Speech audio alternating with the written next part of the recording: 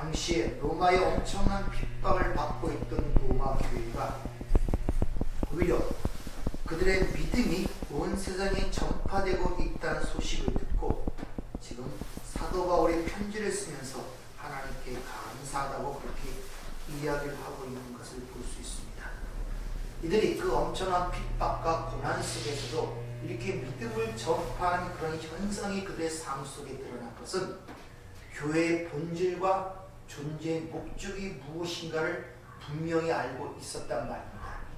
또 다른 말로 우리가 보는 이 세상의 역사와 저와 여러분의 인생의 목표와 목적이 뭔가를 분명히 인식하고 있었단 말입니다. 뿐만 아니라 이 세상을 바라보는 현실 인식이 인간적인 관점에서 바라보는 것이 아니라 하나님의 영원한 작정과 예정과 섭리 속에서 모든 문제를 바라보고 있었다는 것을 오늘 우리에게 일러주고 있습니다. 사실 하나님께서 이 세상을 만드신 것은 당신들의 백성을 상징하는 이 교회를 교육시키고 가르치고 양육하기 위해 만들어놓은 하나의 세트장이라는 것을 아셔야 됩니다. 그러니까 하나님의 선택된 백성들 외의 모든 것들은 그 백성을 위해서 어떤 걸 가르치고 보여주고 양육시키기 위한 교보제, 도구, 엑스트라에 불과하다는 것이에요. 그럼 하나님의 영원한 작정 속에서 우리가 주인공으로 살아가고 있는데 우리는 내가 주인공인지를 알지 못하니까 나를 위해 존재하고 나의 어떤 것을 향하여 준비된 엑스트라들을 보고 여러분이 부러워하고 그것 때문에 고민하고 그것 때문에 내가 실수하고 낙담하는 그런 일들이 있지 않는가를 보란 말입니다. 여러분의 삶 속에서 심지어 여러분의 삶의 가장 밀접한 관계 속에서 흔히 말하는 이 세상 가장 큰 행복을 맛볼 수 있는 동시에 가장 지옥을 맛볼 수 있는 가정이라는 자체도 그런 관점에서 인식을 하고 보셔야 된단 말입니다. 그 자리에서 나오지 못하면 현실 인식이 세상적으로 보게 돼요. 한 아내의 남편으로서 또한 남편의 아내로서만 보게 된단 말입니다. 거기는 반드시 다툼과 시기와 분쟁이 일어날 수밖에 없어요. 내 요구를 받아줘야 되고 내 기준에 맞아야 되기 때문에 자식이고 남편이고 아내고 그것을 올바르게 보려면 그 자리에 나와서 삼자의 입장으로 그걸 봐야 제대로 봅니다. 그 자리에서 절대 올바르게 볼 수가 없어요. 왜? 그 자리는 내 기준이 확실한 자리거든요. 내 기준에 맞아야 내가 편하고 안식할 수가 있기 때문에 그래요.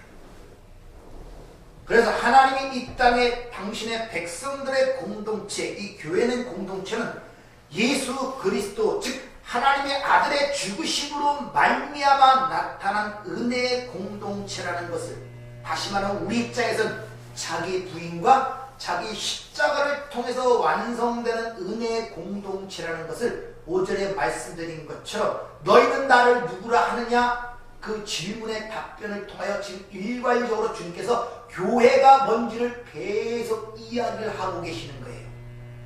그런데 계속 그들은 반문을 통하여 그게 은혜의 공동체임을 알지 못하고 베드로가 예수를 책망하는 것처럼 절대 그러지 말고 내가 원하는 것을 해달라는 하나님의 은혜를 모르는 베드로의 모습이 계속 부각이 되는 것입니다. 하나님 하시는 말씀을 못 알아듣는 것이죠. 그래서 다시 한번 이 교회라는 공동체가 어떤 공동체인가를 가리키기 위하여 마태복음 17장 23절부터 다시 자신의 십자가의 죽음에 대해서 이야기하시는 모습이 기록되어 있습니다. 한번 잘 들어보세요. 마태복음 17장 23절부터 27절까지 말씀. 죽임을 당하고 제3일에 살아나리라 하시니 제자들이 매우 근심하더라. 가버나움에 이르니 반세계를 받는 자들이 베드로에게 나와 이르되 너의 선생은 반세계를 내지 아니하느냐 이르되 내신다 하고 집에 들어가니 예수께서 먼저 이르시되 시몬아 내 생각은 어떠하냐 세상 임금들이 누구에게 관세와 국세를 받느냐 자기 아들에게냐 타인에게냐 베드로가 이르되 타인에게니이다. 예수께서 이르시되 그렇다면 아들들은 세를 면하리라. 그러나 우리가 그들이 실족하지 않게 하기 위하여 내가 바다에 가서 낚시를 던져 먼저 오르는 고기를 가져 입을 열면 돈 한 세겔을 얻을 것이니 가져다가 나와 너를 위하여 주라 하시니라. 자, 오전에는 가이사 빌립보라는 지역에서 즉 로마 황제와 빌립 분봉왕의 이름을 붙여 로마 황제 신전이 있던 그곳에서 너희는 나를 누구라 하느냐라는 의미심장한 질문을 통하여 주님이 메시지를 던집니다. 여기서 주님이 질문을 하시는데 여기가 뭐냐면 여기 가버나움이라는 지명을 지적하고 계십니다. 왜 성경을 유의해서 보면 이 가버나움은 하나님께서 예수님께서 가장 많이 권능을 행하셨던 곳이에요. 그럼에도 불구하고 믿지 않는 불신앙이 팽배했던 곳이기 때문에 심판날에 너희가 두로와 시돈이 더 견디기 쉬우리라 할 정도로 저주를 받았던 것이 가버나움입니다. 거기서 성전세라는 문제를 통하여 다시 한번 예수 그리스도의 십자가를 통하여 완성되는 교회가 뭔가를 지금 설명하고 있다는 것입니다. 즉, 이 성전세라는 것은 생명의 속전에 대한 이야기입니다. 반세기를 바치라 하는데 그 이야기가 출애굽기 30장 15절에 기록이 되어 있습니다.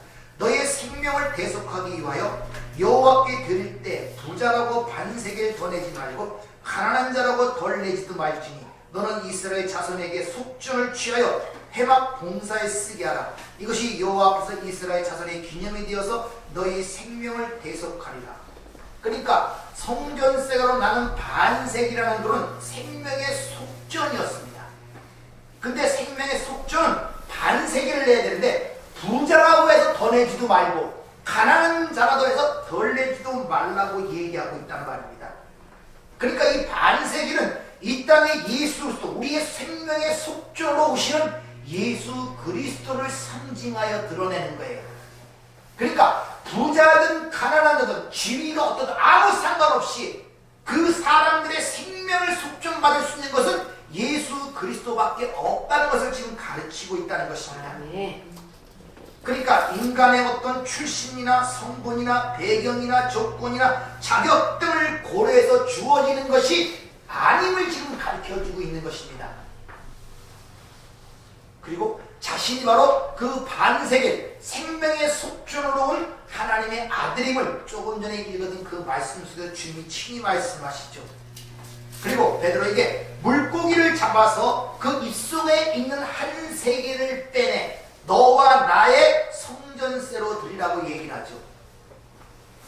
우리가 공생애전 사복음서를 읽어보면 그 당시에 예수님 12제자뿐만 아니라 많은 따르는 사람들이 있었기 때문에 아무래도 비용이 필요하기 때문에 돈 맡아서 관리하는 자가 있었음을 성경은 얘기합니다. 돈깨를 맡은 자가 누굽니까?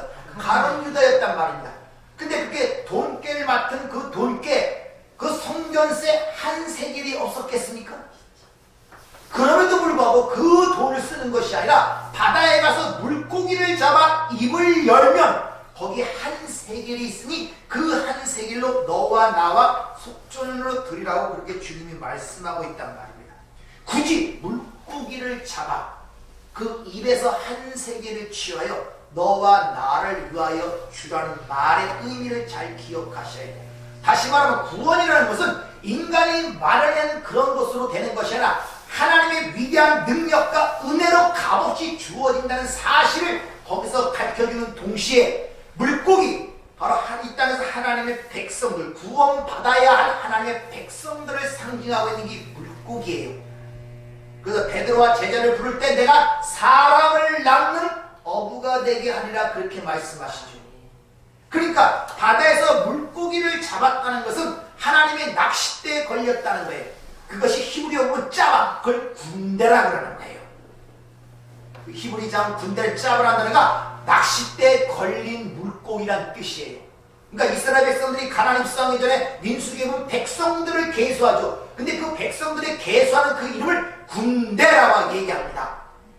근데 그 군대가 물고기, 낚싯대에 걸린 자들이라는 그런 뜻이에요. 근데 그 백성들의 입을 열면 거기에 한 세겔이 나온다는 것입니다. 하나. 근데 그걸 너와 나를 위하여, 이 나를 위하라는 이 뜻이 안티란다. 나를, 그러니까 서로 대상을 바꾸는 거예요. 너와 나를 바꿔 드리라 이런 말이에요. 예수님의 대속성을 얘기하는 것입니다. 그러니까 이 땅에서 이 저주의 발에서 너희가 구원해 낚싯대에 걸려 나올 것인데 그것이 어떻게 살아면 그 입속에서 한 세계 바로 너와 나의 자리를 대체하여 네가 살 것이라는 그런 의미를 그 성전세 속에 담겨서 이야기를 하고 있단 말입니다. 그게 구원이란 말이에요.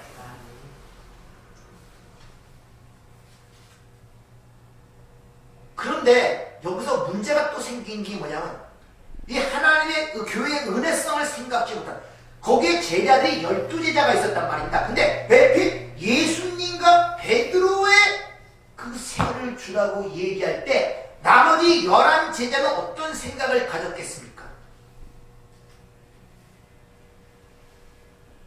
그래서 바로 이어서 그 제자들의 모습이 시기와 다투는 모습으로 그려지는 거예요. 바로 18장에서. 다시 말해 왜 우리를 위해서는 돈을 안 주냐 이런 말이에요. 나머지 제자들이 왜 그렇게 생각했습니까? 왜 그 많은 제자 중에 베드로만을 위해서 주냐 이 말이에요. 우리는 어떡하냐고. 그런 제자들의 그 은혜, 이 주시는 메시지를 깨닫지 못하고 눈으로 보이는 그것에 의하여 시기와 다툼의 이야기가 바로 18장 1절에 바로 이어지고 있습니다. 누가 크냐? 네가 크냐? 내가 크냐? 이렇게 예수님은 16장부터 계속 예수의 십자가로 말미암아 세워지는 그 교회의 은혜성에 대해 설명하는데 계속 그를 따른다는 제자들은 계속 보이는 것과 눈에 보이는 것을 서로 시기하고 다툼하고 그런 일을 하고 있는 그 모습이 상반되게 보여지고 있단 말입니다. 그러니까 성령이 오시기 전에는 예수님을 대적하던 바리새인이나 율법사나 그를 예수를 따른다고 하는 제자가 동일한 모습을 지금 보여주고 있단 말입니다. 여러분들, 여러분의 삶이 성령에 의해 장악되지 아니하고 그걸 인지하지 못하고 인식하지 못하면 여러분의 삶이 세상 사람이나 믿는다는 사람이나 일괄되게 보이는 거예요. 사고방식이, 현실인식이. 그러면서 자신의 현실인식을 바꾸지 생각 안 하고 하나님에 대한 원망을 드러내는 거예요. 불평과 원망이 나온단 말입니다. 왜? 자기의 현실인식이 하나님의 섭리 속에서 말씀을 통하여 보려고 자기를 바꾸려고 하지 않아요. 근데 어떻게 거기서 평안과 기쁨을 맛볼 수 있고 그 문제 해결을 볼 수 있겠습니까? 그 자리에서 나와요. 예. 그래서 훈수가 백단해. 거기서 있으면 절대 제대로 안 보입니다. 근데 거기서 안 나오려고 그래. 왜? 나오는 게 믿었지 못해서. 낯설거니까. 낯설단 말이야. 예수께 내 걸 모든 걸 맡긴다는 게 너무 낯설어요. 그 사랑을 감지해 본 적이 없어요. 그 사랑을 내가 충분하게 느껴본 적이 없어요. 그러니까 내 자신을 맡기려고 하니 뭔가 불안해. 그래도 지지고 볶고 싸워도 여기가 더 안전한 것처럼 느껴지는 거예요. 그러니까 못 놓는 거예요. 그래서 계속 부딪히는 거예요. 계속. 나오면 보이는데 안 나와요. 계속 똑같은 수준에서 똑같이 문제를 보고 있으면서 현실인식이 안 바뀌면 절대 그 문제 해결 안 됩니다. 그러니까 베드로는 주님과 따라다니면서 기적과 이적을 행하고 보고 들으면서도 현실인식이 안 바뀌니까 항상 엉뚱한 짓만 하고 엉뚱한 질문만 하는 거예요. 아까 뒤에서 보면 알겠지만 사도 바울이 현실인식이 바뀌어버리니까 감옥에서도 찬송하고 감사하는 거예요. 그것을 하나님의 은혜라고 얘기하고 있다니까요. 예수의 포로를 자랑하고 있다니까요. 그래서 감옥 속에서 내가 갖고 있는 은혜와 평강이 너희들 있기를 원하노라는 이런 이율배반적인 인사말이 서신서에 써 있는 것입니다. 세상 사람들은 이해가 되지 않는 문제들이란 말입니다.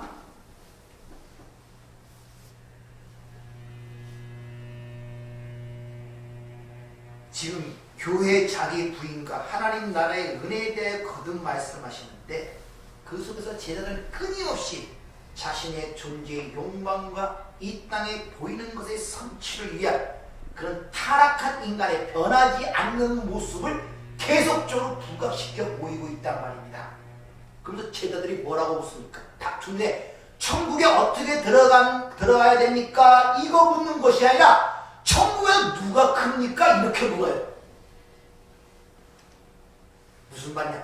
우리는 하나님의 택한 선민의 민족들이니까 당연히 하나님 나라에 들어갈 줄 알고 생각하고 있었단 말입니다. 왜? 이방인이 아닌 하나님의 선택된 민족이었고 우리가 하나님의 법을 가지고 있었기 때문에 지금으로 말하면 이 시대에 이런 사람들의 많은 생각들이 이런 보편적 생각에 물려있단 말입니다. 내가 목사니까, 내가 장로이니까, 내가 교회에서 권사와 집사의 직분을 갖고 있으니까, 교회에서 세례를 받고 있으니까, 우리 집은 3대째 믿는 집안에 태어났으니까 당연히 하늘나라에 갈 것으로 생각하는 분들이 상당히 많다니까요. 주님이 이런 문제에 대해서 어떻게 하나님 나라에 들어가는지를 바로 이어서 설명을 하십니다. 그러니까 오늘 이 주님의 말씀을 통하여 한번 스스로 검증들을 해보세요. 바로 이어서 18장 3절 4절을 보면 이르시되 너 진실로 너에게 이르노니 너희가 돌이켜 어린애들같이 되지 아니하면 결단코 우매히 천국에 들어가지 못하리라. 그러므로 누구든지 이 어린아이같이 자기를 낮추는 사람이 천국에서 큰 자라 이렇게 이야기합니다. 잘 이해하세요. 어린아이같이 되지 않고는 결단코 못 들어간대요. 아주 확연하게 분명히 얘기를 합니다. 자, 그럼 이 어린아이가 의미하는 바가 뭔지를 알아야 내가 검증을 해볼 거 아닙니까? 우리는 그 당시 어린아이에서는 가장 낮은 자리에, 연약한 자리에 있던 자란 말입니다. 그런데 우리가 보편적으로 생각하는 지위의 높고 나쁨의 계급적 의미의 그가 아니라 진짜 어린아이는 자기보다 강한 것은 어른을 자기보다 높은 자라고 생각하지 않습니다. 그 이상입니다. 나를 보호해주고 돌봐주고 인도해야 할 것으로 어른을 생각하지 그 사람이 큰 자라고 생각하지 않는단 말입니다. 즉 어린아이들에게는 어른 자신들은 자신들을 지켜줄 대상이지 경쟁의 대상이 아니란 말입니다. 오히려 자기들이 누군가에 철저하게 의존돼야 할 살아가야 할 존재를 인지하는 그 상태를 어린아이라고 표시하고 있는 거예요.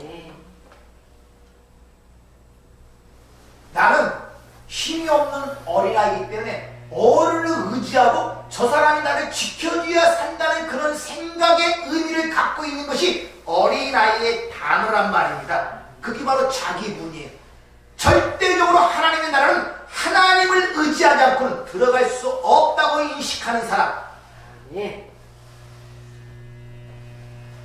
근데 이것들을 인간적 겨냥의 도덕적 원리로 생각하여 사람이 겸손해야 하나님께 들어간다는 방법론으로 생각하는 사람들이 상당히 많다니까요.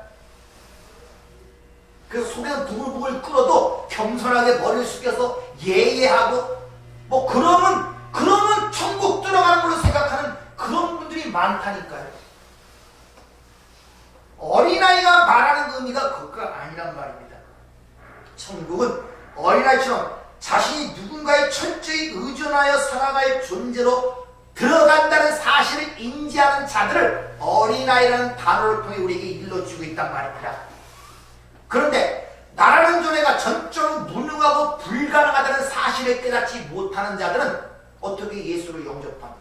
같은 말, 영접하는 자 곧 그 이름을 믿는 자라는 것이 요한복음 1장 11절에 기록했죠. 영접은 받아들인다. 나의 불가능함과 무력함이 인식될 때만이 그 예수를 영접할 수가 있고 믿을 수가 있는 거예요. 그래서 믿음이라는 걸 뭐라고 했습니까? 나를 믿으라고 나를 전적으로 그분에게 맡기고 의탁하는 것. 나의 전제 존재 그분에 던지는 것.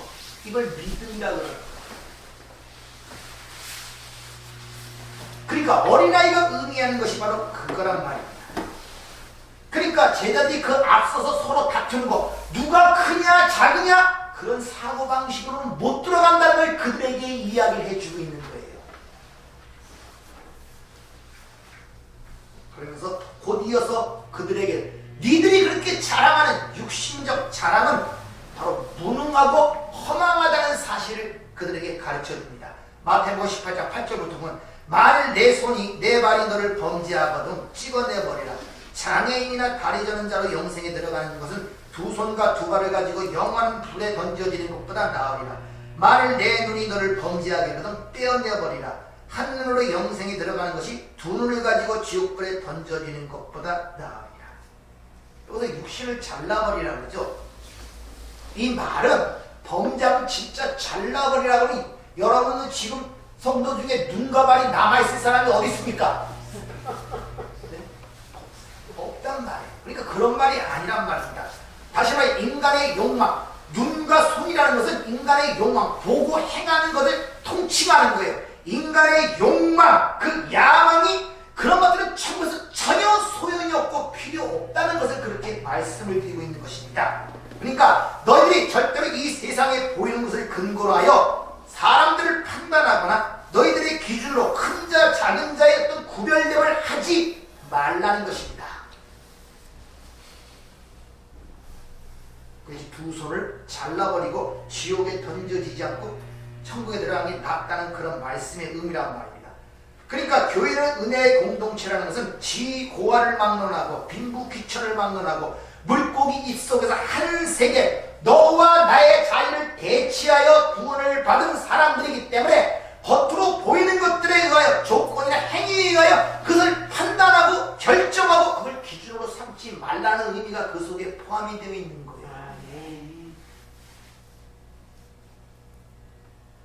그런 현실 인식으로 여러분의 주위의 모든 상황을 보시고 있는 거예요.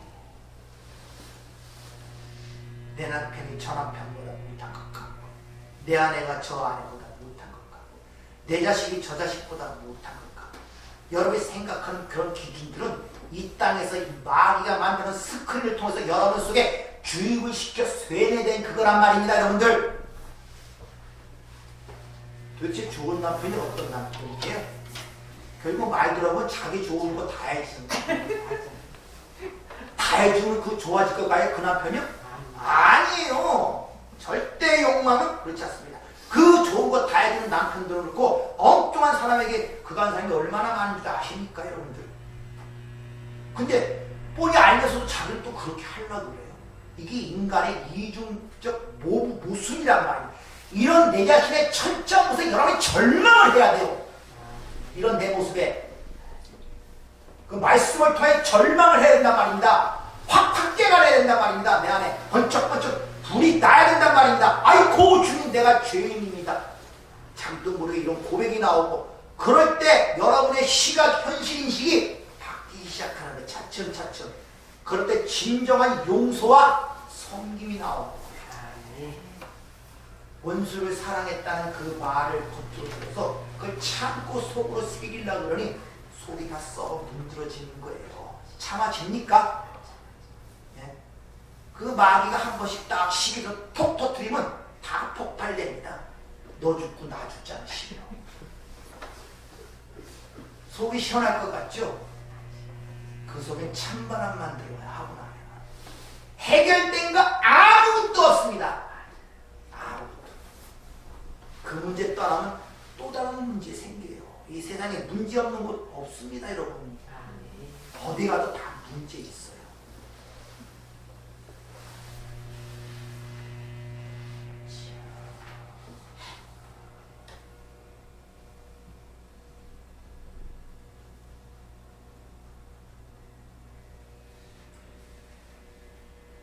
이렇게 우리는 이 세상에 살아가면서 교회가 그런 방향성, 그런 지식을 기반으로, 지혜를 기반으로 하여 그 방향으로 바라보고 그걸 지향해야 되는데 잘 안 틀어지잖아요. 오늘은 또 그렇게 해야겠지만 내일부터 나가면 또 눈이 그렇게 안 돌아가요. 생각이 노래보 현실이. 그래서 주일마다 와서 여러분들이 망치로 고침을 받는 거예요. 네. 지금도 막 나가서 또 그러지 말아야 돼. 또 가서 이것이 연단이라고 그럽니다. 네. 자, 그런 내용을 교회가 어떻게 그렇게 갖고 내야 되는 것을 보여주고 그 본질이 무언가를 가리키기 위하여 이어서 18장 15절 20절에 보면 이런 내용이 이어지면서 주님이 말씀하십니다. 마태복음 18장 15절 20절을 내용을 잘 들어보세요. 내 형제가 죄를 범하거든 가서 너와 그 사람과만 상대하여 권고하라. 만일 들으면 내가 내 형제를 얻은 것이요 만일 듣지 않거든 한두 사람을 데리고 가서 두세 증인의 입으로 말마다 확증하게 하라. 만일 그들의 말도 듣지 않거든 교회에 말하고 교회의 말도 듣지 않거든 이방인과 세리와 같이 여기라. 진실로 너희에게 이르노니 무엇이든지 너희가 땅에서 매면 하늘에서도 매일 것이요 무엇이든지 땅에서 풀면 하늘에서도 풀리리라. 진실로 다시 너희에게 이르노니 너희 중에 두 사람이 땅에서 합심하여 무엇이든지 구하면 하늘에 계신 내 아버지께서 그들을 위하여 이루게 하시리라. 두세 사람이 내 이름으로 모인 곳에는 나도 그들 중에 있느니라. 이 말씀도 잘 이해를 하셔야 됩니다. 오전 중에 말씀드렸죠. 베드로의 고백기에 내 교회를 세운다고 하고 교회 위에 주었던 권세가 또 반복이 됩니다. 네가 땅에서 매이면 하늘도 매일 것이고 땅에서 풀면 하늘도 풀릴 것이다.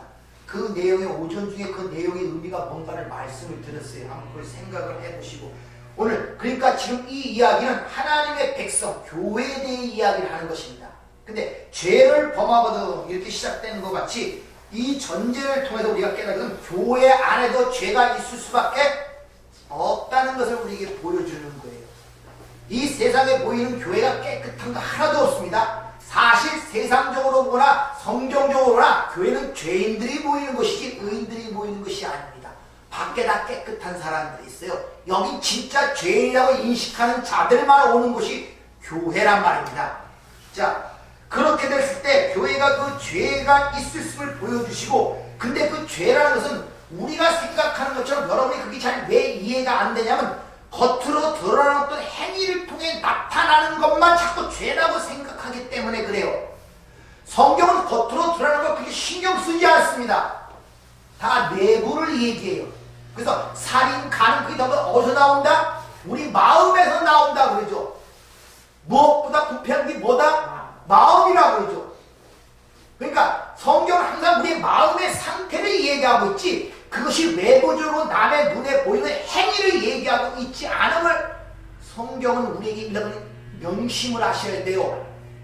여러분의 삶의 고통과 모든 것들이 마찬가지예요. 여러분 드러나는 것만 생각을 하기 때문에 그래요. 내가 누구에 대해서 얘기하고 이것을 진짜 미워 죽고 한 대 치고 싶은데 속으로 꾹지 않고 저 인간은 안 쳤으니까 죄를 안 질 것 같아. 물론 세상으로는 죄가 지지 않았습니다. 그러나 하나님과 관계 속에서 영적인 문제 항상 거기에 어떤 흠이 생겨요. 아시겠습니까? 교제에 흠이 생긴단 말입니다. 기도가 막히고 영적 능력이 흐려진단 말입니다. 여러분들 그거 예민하게 인지하셔야 속에 그런 마음을 품을 때 내가 깜짝깜짝 놀라고 생각을 돌이킬 수가 있단 말입니다. 근데 그걸 당연하게 받아들이는 거예요. 당연하게 내 속에 있는 것. 왜? 겉으로 드러나지만 않으면은 아무도 모르고 세상도 죄라고 생각지 않기 때문에 당연한 것처럼 생각을 해요. 세상 사람들은. 근데 예수를 믿고 성령, 진리형, 성경형이 내 안에 계시다는 성도를조차도 그걸 당연하게 여기고 있다니까요. 그러니까 영적 능력이 분별이 없어지고 흐려지고 무뎌진단 말입니다. 그게 삶의 어려움인 줄 몰라요. 그러니 기도가 나옵니까? 기도가 올바로 됩니까? 주시는 것이 민감하게 느껴지니까 안 보인단 말입니다. 근데 삶이 답답한 거예요. 진짜 고민해야 될 것은 그런 것들이 생길 때 내 자신을 붙들고 고민을 하고 하나님께 부르짖어야 되는 것입니다.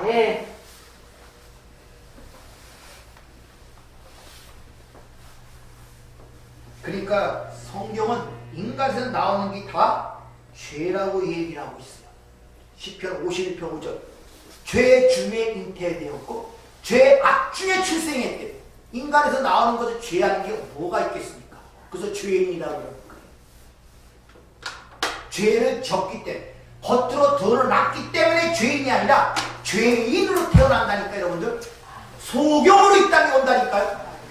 살인자로 온다니까 이 땅에. 다만 하나님이 있는 백성들 속에서는 그 안에 계신 예수가 나오는 것만이 선이라는 것입니다. 그래서 오전에 말씀드렸죠. 이제 산 것이 내가 아니요 내 안에 그리스도가 사신 것이다. 거기서 나오는 것들은 다 선이란 말입니다. 그런데 구원받은 성도 역시 여전히 육적 자아가 약한 모습으로 소외하고 있다는 사실을 여러분이 자각을 하실 거예요. 근데 하나님이 왜 이것들을 말끔히 치우지 않고 그대로 내버려 두시는 이유가 뭘 것 같습니까?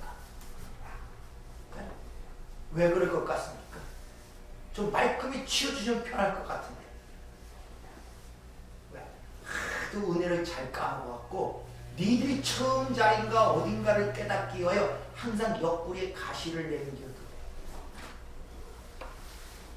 니들은 하나님이 아니고 니들의 처음 자리가 무엇가를 깨닫기 위하여 남겨두신단 말이에요. 그걸 잊지 않도록 하기 위하여. 그런데 오늘 말씀처럼 이렇게 죄를 지적하면 거기에 문제가 생깁니다. 인간의 죄성이라는 것은 누가 자기의 약점이나 죄를 지적하면 금방 그것을 수긍하고 인정하기보다는 오히려 들킨 것에 대한 난감함과 그것을 지적하는 데에 분노가 일어나는 게 인간의 특성이란 말입니다. 이게 다 좋고 여러 가지 일들을 하고 선행을 베풀고 그런데 숨겨있는 죄를 지적하면 칼을 발칵 내죠. 들키면 인간은 절대 죄를 인정하지 않는다는 거예요. 그럴 때 다시 두세 증인을 데리고 가서 오늘 본 말씀을 보면 있죠. 두세 증인을 데리고 가는 그 증인의 뒷속에 두셋이 합심하여 기도하면 응답하신다는 얘기, 두셋이 같이 등장한단 말입니다. 두세 증인을 들여 다시 그 죄를 지적하면 그리고 증인으로 세우라고 합니다. 그렇다고 또 그 사람이 그 사람의 그걸 듣고서 죄를 인정하느냐? 더 화를 내죠. 무슨 말입니까? 인간은 절대 자신의 죄, 이를 인정하고 죄를 고백하는 존재, 다시 말하면 회개할 수 있는 존재가 아니라는 것이에요. 성령이 올 때만이 그게 가능하다. 아멘. 성령. 아멘. 여러분 회개, 내가 몇 가지 잘못한 거 고백하는 거, 몇 가지 행위 아니. 성령이 하는 절대 회개가 되지 않는단 말이에요. 그래서 오늘 교회가 지적하고 두세 증인이 지적하고 이런 얘기가 계속 반복된, 교회에서 반복되는 이유가 뭡니까? 교회 성도들의 본분이 뭐라고요? 우리가 얼마나 죄인인가를 깨닫게 하는데 교회 성도들의 본분이 있는 거예요. 왜? 하나님이 가장 미워하는 게 죄이기 때문에. 그래서 에베소 5장 13절 그러나 책망받는 모든 것은 빛으로 말미암아 드러나나니 드러나는 것보다 빛이니라. 그러니까 폭로, 성령에 의하여 그 모든 것이 빛으로 드러나는 것이 그 죄가 드러나는 것이라고 얘기를 하고 있어요. 그게 바로 빛이라는 거예요. 그러니까 여러분 어떤 성령의 빛에 의하여 말씀에 의하여 어떤 성도의 지식에 자기 죄가 드러날 때 그걸 숨기고 분노하고 피할 것이 아니라 인정하고 빛으로 나와야 된단 말입니다. 아멘. 그러면 편한데 아멘. 인간의 속속이 그게 죽기보다 싫어요. 왜? 그 알량한 자존심 때문에. 그게 바로 하나님처럼 살려는 특성, 치명적 독을 먹은 인간의 특징이란 말입니다. 그걸 인정하기 싫어요. 어떻게든지 합리화시키려고 합니다. 어떻게? 너는 어떠냐 이런 식으로. 너는 어떠냐? 너는 잘한 거 있냐? 내가 그래도 너보다 나 이런 식으로 스스로 합리화시켜 나갑니다. 믿는 자들. 그러니까 그게 치유가 안 돼. 빛으로 나와야 된다.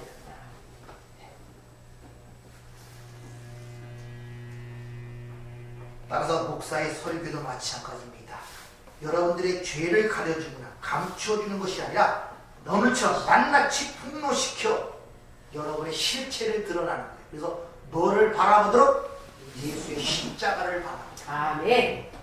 그것이 성령이 오신 목적이기도 하잖아요. 우리에게 성령이 오셔서 뭐합니까? 제일 먼저 죄에 대하여 폭로한다. 아멘. 그럴 때만이 뭐를 알게 된다? 의가 뭔지를 알게 된다. 의가. 자, 이렇게 두세 사람이 증참하여 죄를 지적할 때도 그걸 우리가 받아들이지 않고 더 기분 나빠하고 분노를 내면 뭐라고 얘기합니까? 이방인과 세리처럼 여기라 그래요.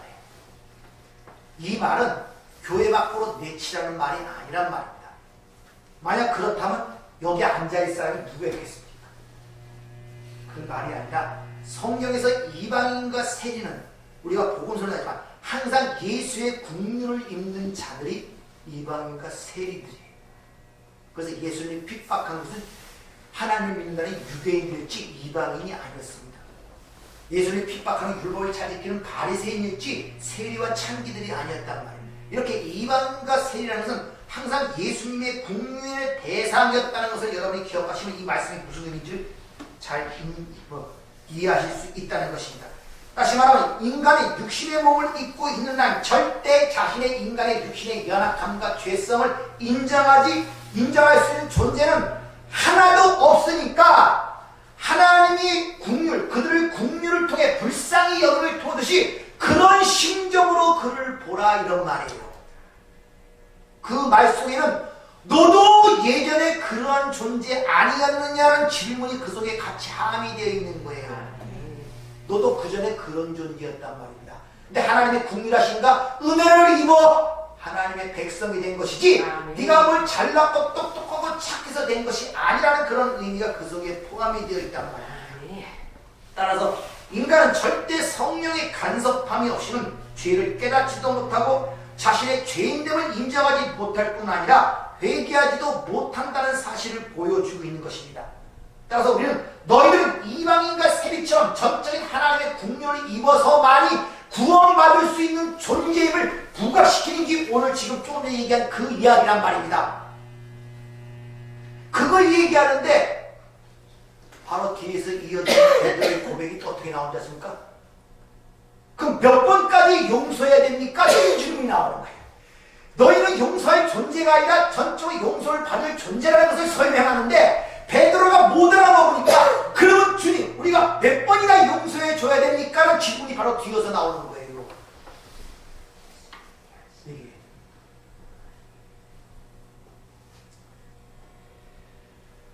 그러니까 우리에게 죄를 지은 자를 그럼 몇 번이나 용서해 줍니까? 그래서 주님 뭐라고 합니까? 70번씩 7번을 용서하라고 그러죠. 이 말은 7749면 490번을 용서하라는 그런 말입니까? 아니죠. 7은 무슨 숫자였습니까? 완성과 성취 숫자죠. 무제한으로 용서하라는 거야. 무제한으로. 이 말은 무슨 말이겠습니까?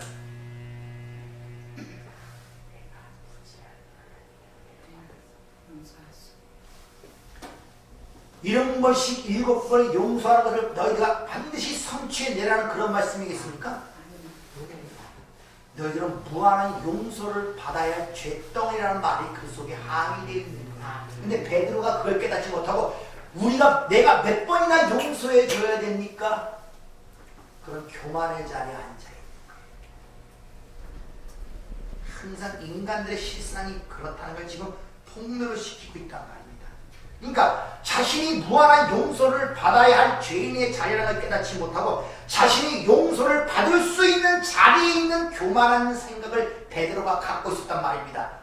마치 선한 사마리아인의 비유에서처럼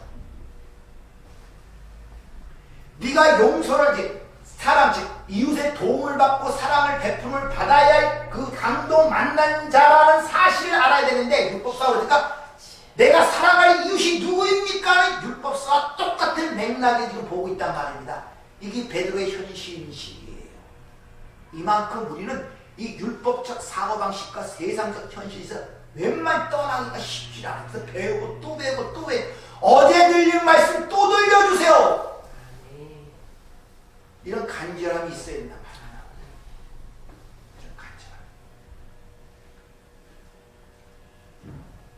성령이 이 땅에 오신 것은 우리가 얼마나 큰 죄임을 깨닫고 그런 자각 속에서 내 현실은 오직 하나님께 맡기는 것만이 유일한 길이며 그것이 사는 길임을 알도록 왔는데 인간들은 그걸 인정하기 싫어한다는 것이죠. 여기서 23장 10절을 보면 내가 가는 길을 그가 아시나니 그가 나를 단련한 후에 내가 순금같이 나오리라. 불순물들이 깨어져 가는 과정이 바로 뭡니까? 신앙생활.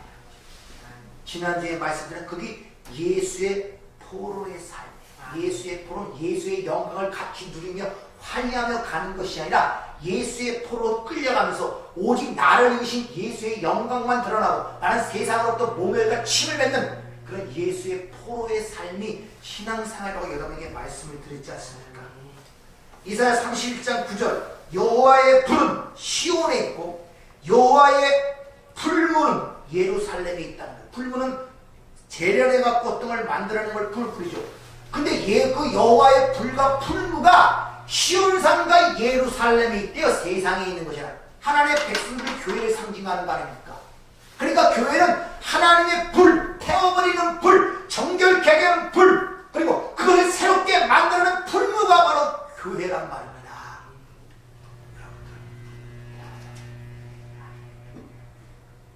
이사야 48장 5절도 내가 너를 고난의 풀무불에서 택하였다 그러죠. 그러니까 반드시 하나님의 백성들은 이 풀무불을 통과를 해야 되는 거예요. 그래서 여러분들이 신앙생활이 힘든 거예요. 그게 바뀌어야 되는데 이게 안 바, 이게 내 안에 살과 피가 되어 있단 말입니다. 그래서 주님이 내 살과 피가 돼야지 네 살과 피 갖고는 절대 안 돼 이런 말씀을 하시는 거예요. 모든 현실인식이 내 살과 피 내가 돼 있다니까요.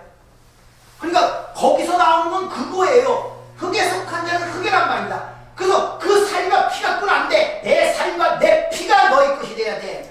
이렇게 말씀하시는 것입니다.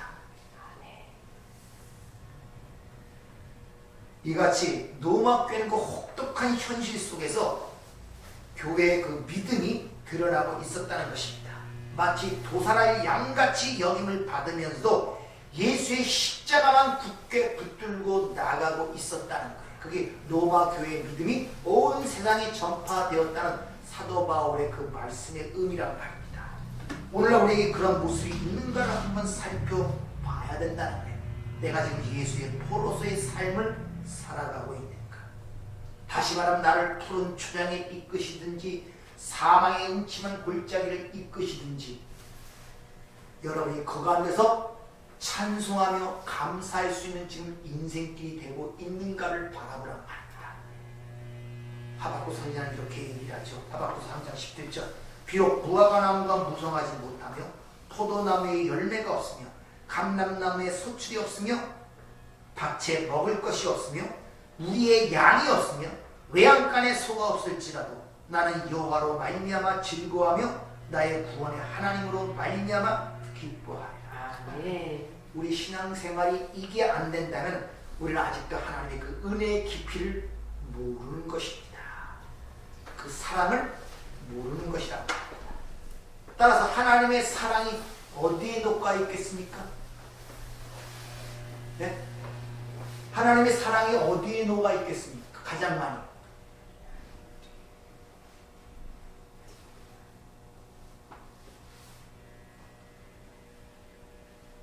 어디에 녹아 있겠어요?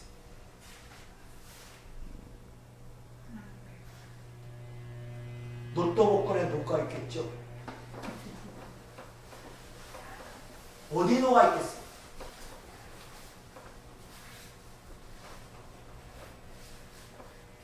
가장 소중한 게 뭡니까? 우리 인생 속에서 가장 소중한 것, 생명 아닙니까? 그럼 하나님의 사랑이 가장 소중한 곳에 녹아 있겠지 않겠습니까? 여러분이 하나님의 사랑을 맛보고 싶고 하나님의 사랑을 감지하고 싶고 그렇죠. 근데 여러분이 그것을 감지하고 감정적으로 느끼고 체험하시려고 그러면 딴 데서 보시면 안 돼요. 어디서? 말씀을 통해서. 하나님 오신 말씀 속에 다 그 사랑과 그 은혜와 그 위대하심과 능력이 다 말씀 속에 녹아 있단 말입니다. 근데 우리는 그걸 뒤처리하고 세상에서 얘기하는 것들 돈, 재물, 명예, 영광을 통해 그 사랑을 맛보려고 여러분 생각하고 있으니까 못 맛보는 거예요. 말씀 속에 녹아 있다니까요. 말씀을 읽으면서 눈물을 흘리고 말씀을 깨달으면서 그 사랑이 복받쳐 오르고 말씀에서 소망이 더욱더 견고해지고 말씀을 읽으면서 내 현실이 바뀌면서 감사하는 생활로 변화되지고 그러는 것이지 딴 데서 되는 것이 아닙니다. 혹시 여러분이 로또 못 벌 때도 하나님께 감사하고 찬송해야 그게 얼마나 갈 것 같습니까? 석 달 못 가요. 느끼잖아요. 내 좋아하는 사람이 나에게 선물했습니다. 그 감사함이 1년 갑니까? 근데 우리는 여전히 그런 식으로 하나님의 사랑을 갈급하고 사랑을 맛보려고 노력을 한단 말입니다. 아닌데.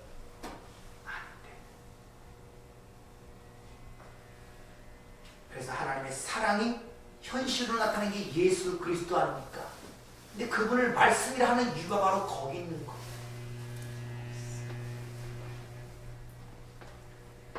우리는 그 엄청난 은혜와 사랑을 또 그 깊이와 높이와 넓이를 열심히 배우기 위해서는 하나님의 말씀에 녹아들어가야 됩니다. 말씀이 육신이 된 것처럼 우리 육신이 말씀화가 돼야 됩니다. 그럴 때 여러분 점점 하나님의 은혜 안으로 녹아들어가고 그 가운데 사랑이 내가 감지가 될 때 내 전체가 다 바뀌기 시작하는 거예요. 나도 모르게 그 말씀에 의하여 바뀌어버리는 거예요. 내가 노력해서 되는 것이 아니라 자기도 모르게 자꾸 바뀌어가는 거예요. 패러다임이 바뀐단 말입니다. 삶의 그 생각과 방향이 바뀌니까 행동은 자연적으로 바뀌게 되어 있는 거예요. 그럴 때 나타나는 현상을 용서라 그러는 거예요. 그래서 우리가 우리의 죄를 용서한 것 같이 우리를 용서해 주셔. 먼저 나를 용서했다는 그 말이 의미가 그거야. 내가 바뀌고 내가 용서가 그 관념 속에서 내가 보여지지 않고 남을 절대 용서할 수가 없단 말입니다. 좀 더 쉬운 말로 현실인식이 하나님의 관점으로 바뀌지 않고는 절대 용서와 섬김이 나올 수가 없어요. 그게 바뀌지 않고 바뀌었을 때 제대로 보입니다. 진짜 밑으로 내려가서 보여요. 불쌍히 여기는 마음이 생깁니다. 여기 대부분 남편들 문제 때문에 많은 고민들을 많이 하시고 상처들을 많이 갖고 있고 숨겨진 그 안에 어떤 것들이 다 흐리하게 있잖아요. 그거 어떻게 푸시렵니까? 그냥 내 운명이 하고 꾹 참고 가시렵니까? 남편으로 보지 마세요. 남편으로 보니까 그래요. 그 자리에서 나와야 된다니까요. 다른 자리에 나와서 보란 말입니다. 그 인생을, 그 남자를, 그 여자를, 그 자녀를. 그럼 제대로 보여요. 그 관계를 유지하고 그 자리에서 계속 보려니까 당신 남편 노트로 제대로 해야 되지. 이렇게 보여요. 아내도 마찬가지. 아내 자리로서 보려니까 네 남 마누라로 제대로 해야지. 이렇게 나와요. 거기서 해결이 없습니다. 근데 그게 의지가 안 되잖아요. 그래서 여러분 그걸 내버려 두고 말씀 속으로 녹아져 들어가라니까. 그러다 보면 변화가 됩니다. 근데 이상하게 여러분이 변화가 되고 시각이 바뀌면 주변 상황이 이상하게 변화되어 갑니다. 힘을 쓰지도 않아요. 어거지로 한 거지도 않았는데 싸운 것도 아닌데 가르친 것도 아닌데 이상하게 분위기가 이상하게 변화가 왜 그런지 아십니까? 하나님이 주인이기 때문에 하나님 앞에 가실 때 그거 다 풀고 가세요. 얼마 남지 않은 인생 그거 병들게 무알로 그 무거운 납추처럼 잠기는 것을 속에 붙들고 갑니까? 근데 그걸 안 내놓으려고 그래. 무슨 큰 봉을 덩어리 것처럼 안 내놓으려고 그래. 잡고 있어. 왜 그거 안 내놓습니까? 그럼 내놔요. 편하게 다 내놓으란 그럴 때 여러분의 그 마음에 주어지는 평강과 기쁨이라는 것은 이루 말할 수가 없어요. 이것이 하나님이 주시는 평강입니다. 여러분 하나님의 말씀에 더욱더 녹아들어 그 은혜와 사랑을 여러분의 마음속에 느끼고 여러분의 삶 속에 그것을 전하고 나누시는 저와 여러분에게 부탁을 드립니다. 은혜롭고 자비로우신 아버지 하나님, 미련한 저희들 참 듣지 않으면 우리는 세상으로 쫓아갈 수밖에 없는 약한 존재이고 이 한 주간에 시작되는 첫날을 선택하여 당신의 백성들을 불러 그 말씀을 통하여 때로는 망치와 같이 우리를 깨뜨리기도 하고 칼과 같이 수술하기도 하고 때로는 오나는 주님의 위로와 격려와 용기를 얻습니다. 하나님 이런 주시는 은혜를 항상 깨닫게 하시고 우리가 세상을 보고 현실을 보는 이 눈을 바꿔서 하나님의 작정과 섭리와 예정 속의 그 문제를 보므로 말미암아 항상 모든 문제 속에서 하나님의 섭리를 발견하고 감탄하고 감사하며 찬양하는 삶이 될 수 있도록 저희들을 축복하여 주시옵소서. 귀한 백성들 오늘 여기와 주의 말씀을 듣습니다. 저들의 삶 속에 참 많은 아픔들이 있습니다. 이것을 어떻게 해결할 것인가 주님이 아실 줄 믿습니다. 저걸 붙들고 가는 동안은 삶이 편안할 수가 없고 마음에 평안이 임할 수가 없고 무엇보다 하나님과 관계 속에서 저들이 많은 해를 끼칩니다. 오늘 일러주신 말씀이 저들의 심령과 태도 속에 들어가 그 숨겨지고 묵혀진 것들을 꺼내어 내 꼬리를 잘라버리게 하시고 그 가운데 치유의 광선이 임함으로 말미암아 외양간에 뛰는 암송아와 같이 노로와 같이 그런 기쁨을 맛보며 살아가는 한 주간이 될 수 있도록 저들을 축복하여 주시옵소서. 예수님 이름으로 기도하옵나이다. 아멘.